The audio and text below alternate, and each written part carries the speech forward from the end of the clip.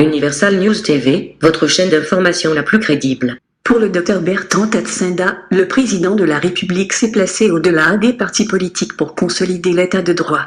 Ce qui veut tout simplement dire que, pendant que le dialogue se tiendra, la justice continuera à faire son travail, poursuit le Dr Bertrand Tatsinda.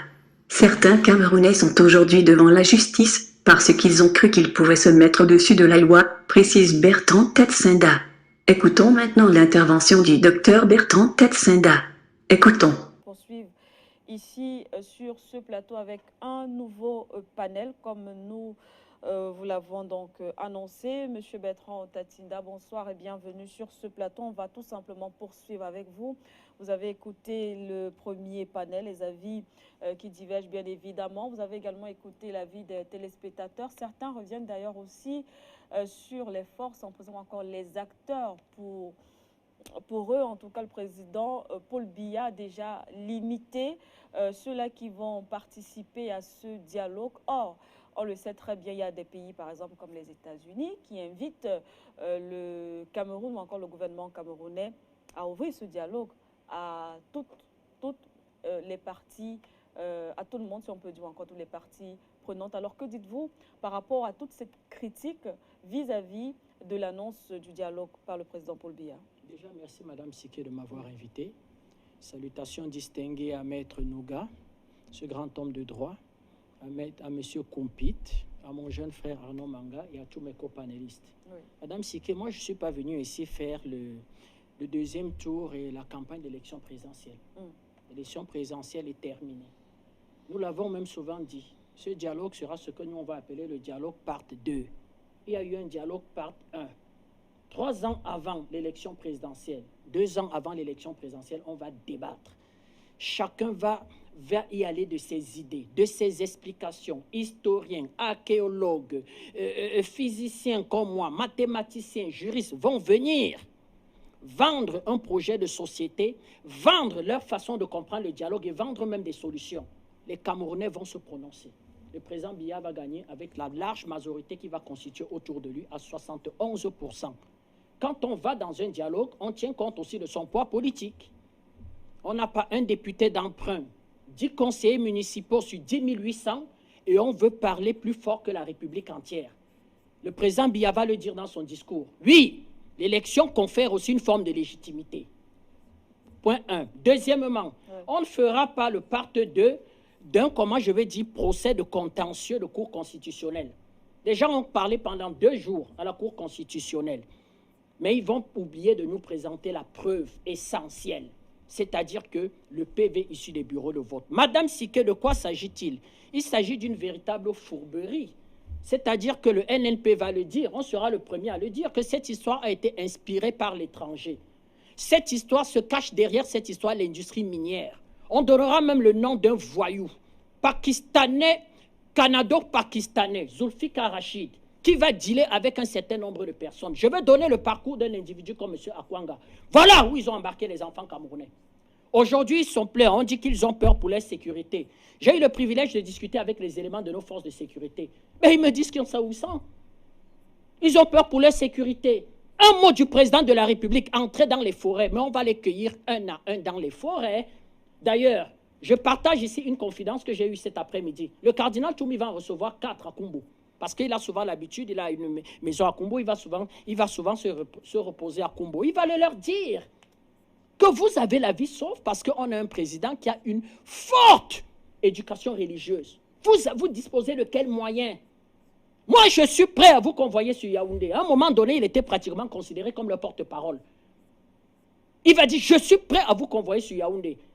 Le président n'a pas parlé, en quelque sorte, de certains voyous qui vont aller se cacher derrière la nationalité norvégienne, derrière la nationalité américaine et instrumentaliser la mort ici. Il va demander à ses enfants de venir dire devant la République ce qui les a poussés à prendre les armes. Est-ce que le président n'a pas les moyens, c'est-à-dire que militaires, politiques même, de demander à son armée d'aller les chercher de force dans la forêt? On sait, j'en ai rencontré 2 à Douala. Certains viennent même ici quand ils viennent payer les médicaments. Si on les connaît. La troisième des choses, Madame Siké, quand il faut dire quand même qu'au début de cette histoire, il y a une fourberie.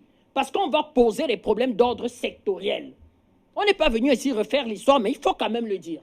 Quelle réponse va apporter le gouvernement? Rapidement sur mon temps de parole. Première des choses, le gouvernement va rapidement instaurer un dialogue en envoyant le Premier ministre sur le terrain. Quelle réponse il va avoir? Insulte, calomnie, dénigrement. Le Premier ministre, il va l'envoyer. Deuxièmement, on va créer une section de la common law. C'était ça une revendication aussi de ce problème. Troisièmement, on va créer un plan de formation des magistrats à l'ENAM, de confession anglophone. On va faire un recrutement spécial avec une dotation d'1 milliard pour les enseignants, pour ce qu'on appelle l'éducation de base. On va en quelque sorte, comment je vais dire que, faire un recrutement spécial d'auditeurs de justice. Une commission nationale pour la promotion du bilinguisme va être mise sur pied. On va accélérer le processus de décentralisation. On va nommer un membre du gouvernement spécialement pour accélérer ce processus de décentralisation. On va aller à une amnistie de près de 290 personnes. Ils vont nous dire dialogue inclusif sans condition. Quand le gouvernement va faire tout ça, quelle a été aussi la part des autres? À un moment donné, il faut se poser cette question. Rien du tout. Ils vont être excités par des hommes politiques qui sont devenus de gros démagogues, de gros menteurs, croyant que faisant une réunion à l'ambassade des États-Unis avant l'élection présidentielle allait leur conférer le titre de chef d'État. Rien du tout. Et moi, je l'avais dit sur ce plateau que les Camerounais ne donneront pas la prime en quelque sorte à des démagogues. On est en train de revoir en fait cette vieille classe politique avec la même rhétorique, fourberie, patati patata, effectivement, qui n'a absolument rien à proposer. Comment est-ce que le président peut demander d'aller dans des assises pour revoir quoi? En quelque sorte, pour discuter sur des questions qui touchent à notre unité nationale, intégration nationale, notre vivre ensemble. Est-ce que ça appartient à un parti politique, ça? L'unité nationale. Quand eux, rêvons un peu, ils vont arriver au pouvoir, ils n'auront pas besoin d'unité nationale? Quand ils vont arriver au pouvoir, ils n'auront pas besoin d'intégration nationale? C'est cette classe politique qu'on ne veut plus voir. C'est cette classe politique qui ne peut plus rien obtenir par les urnes. Parce que véritablement, Madame Siké, ils ne saisissent même pas ça au vol. Ils nous parlent en quelque sorte de Marcoussis, dialogue de Côte d'Ivoire. Le dialogue de Côte d'Ivoire a produit 30 000 morts. Parce qu'on prendra la Côte d'Ivoire, on va mettre la Côte d'Ivoire sous tutelle d'un individu qu'on va appeler Choi, qui va venir en quelque sorte certifier des résultats d'élection sans apporter la preuve palpable et irréfutable. 30 000 morts en Côte d'Ivoire. Aujourd'hui, la Côte d'Ivoire, entre guillemets, c'est gâté, comme on le dit. Il demande au Cameroun, en quelque sorte, un État internationalement reconnu, indépendant, organisé, structuré, d'aller se mettre sous la botte. Nous savons qui donne ces conseils à ces sécessionnistes. Ces enfants sont en train, en ce moment, de consulter. Le cardinal Tommy est en train de leur donner, en quelque sorte, toutes les garanties. Vous savez que nous n'avons pas souvent été gentils avec l'Église catholique. Elle va même se comporter de façon très ambiguë dans cette histoire parce qu'elle va être la première, en quelque sorte, à fermer ses écoles, en leur donnant toutes les garanties. Donc voilà, Madame Siké, on aura le temps de venir dans le fond, dans des débats de fond, et nous expliquer que la crise a commencé en 1961. Franchement, que nos historiens aussi un peu s'attaquent véritablement aux vrais problèmes. Parce que le Cameroun va être partitionné en 1919 sous ce qu'on va appeler le banditisme international. Pourquoi on ne s'attaque pas à ça? J'aimerais voir ces historiens-là s'attaquer d'abord à ce banditisme qui va faire que 4/5 du Cameroun va revenir à la France, 1/5 à la Grande-Bretagne, sous aucune base juridique, sans rien du tout. Merci. En termes de rap, juste par cause, les autres détenaient le canon et nous, on ne détenait pas le canon, on va décider de déchirer les familles du Cameroun. Ce n'est pas en 1961. Venez lire l'histoire de 1961 avec les yeux de 2019. En quelque sorte, c'est être en quelque sorte un peu naïf. En 61, le Cameroun n'avait pas plus de 400 licenciés. On n'en avait même pas. On allait encore dans les villages récupérer des Camerounais pour les mettre à l'école. C'est facile de parler du président Ahidjo comme ça. Il a été un grand bâtisseur de notre unité nationale et nous en sommes fiers. Merci à vous, Monsieur Bertrand Tatinda. Merci, Monsieur Bertrand Tatinda. Il n'y a aucun canon diplomatique en matière, il n'y a aucun, comment je vais dire... Répondez à votre question, ne répondez pas...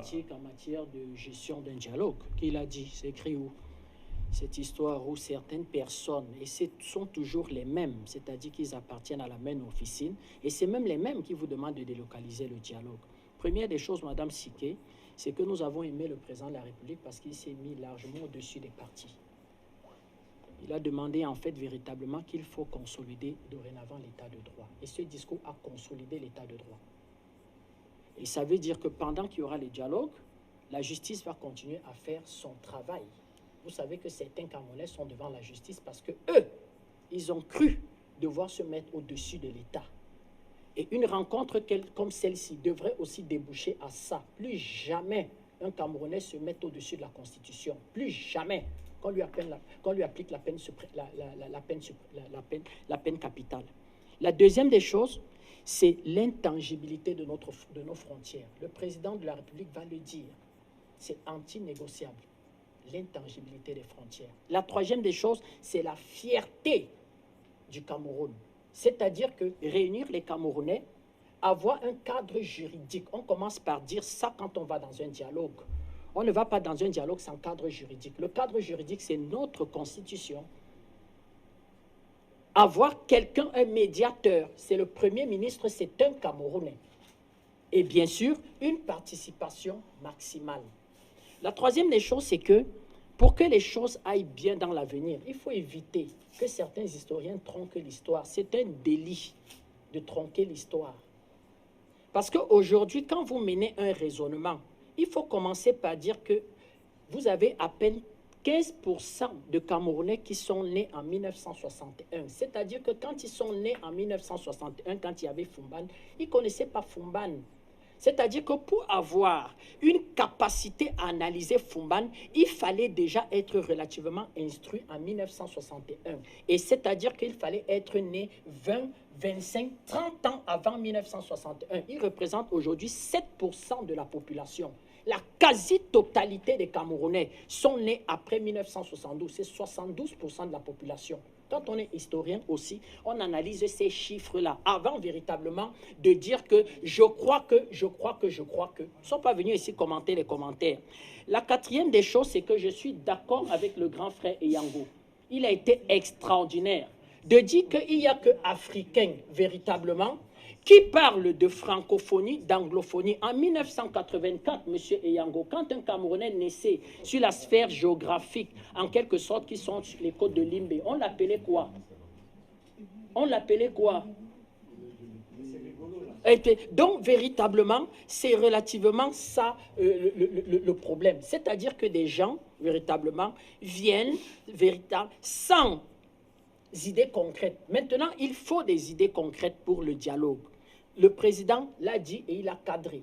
Les questions de paix, les questions de souveraineté, les questions de concorde nationale, les questions de progrès. À l'intérieur, on peut même voir dans quelle mesure faire des réformes structurelles pour notre économie.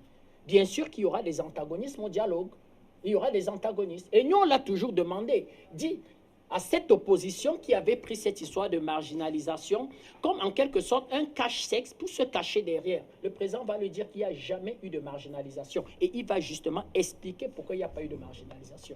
Donc voilà en gros, Madame Siké, nous allons aller à ce dialogue et je profite pour dire en quelque sorte à la diaspora du NNP de rapidement produire leurs conclusions parce qu'effectivement, le NNP annonce sa participation et de nous les faire parvenir la semaine prochaine pour que véritablement nous puissions faire des propositions. À la fin, on n'a rien compris de la position de nos amis du MRC, s'ils y seront, s'ils n'y seront pas, s'ils vont aller jouer les spectaculaires ou s'ils ne vont pas aller jouer les spectaculaires. Le MRC a quand même précisé, s'il vous plaît, laissez-moi, le MRC a précisé qu'il prendra part à ce dialogue. Nous avons suivi. Ce dialogue devra donc aussi permettre à tous les Camerounais de comprendre que personne ne peut être au-dessus de l'État. Ce dialogue va permettre de confirmer l'intangibilité des frontières camerounaises. Ce dialogue va également confirmer la fierté du Cameroun. Dans le cadre de ce dialogue, il faudra éviter que certains historiens tronquent l'histoire du Cameroun. Le NMP ira à ce dialogue et Bertrand Tatsinda attend des suggestions de tous ses membres sympathisants de la diaspora. Voilà, du moins, l'essentiel à retenir de cette intervention du docteur Bertrand Tatsinda. Ici, Daniel Sophie, pour Universal News Télé. Merci de suivre Universal News TV sur YouTube. Nous vous rassurons que les informations que nous diffusons au quotidien sont suffisamment crédibles. Alors, n'hésitez pas à liker la vidéo si elle vous plaît, et si vous êtes nouveau sur la chaîne. N'oubliez pas de vous abonner et d'activer la cloche de notification pour ne pas rater nos prochaines vidéos.